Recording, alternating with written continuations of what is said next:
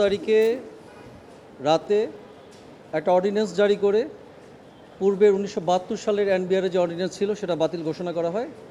পাশাপাশি এনবিআরকে বিলুপ্ত ঘোষণা করা হয় এবং ফাইন্যান্স মিনিস্ট্রি যে আইআরডি ওই ডিভিশনটাকে বিলুপ্ত ঘোষণা করা হয়। বিলুপ্ত ঘোষণা করে আপনারা জানেন যে ফাইন্যান্স মিনিস্ট্রিতে আরও দুইটা বিভাগ তৈরি করা হলো, একটা পলিসি মেকিং আর আরেকটা হচ্ছে ম্যানেজমেন্ট মেকিং। এই আমাদের সাবমিশন হচ্ছে, আমরা কোর্টের নলেজে নিয়ে আসবো। আমরা ইতিমধ্যে একটা রিট ফাইল করেছি এই বিষয়টা নিয়ে।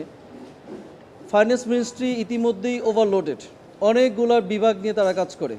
আপনি ব্যাংকিং বলেন, ইন্স্যুরেন্স বলেন, বাংলাদেশ ব্যাংক বলেন, অথবা আপনি অন্যান্য রেভিনিউর পলিসি মেকিং বলেন ইত্যাদি।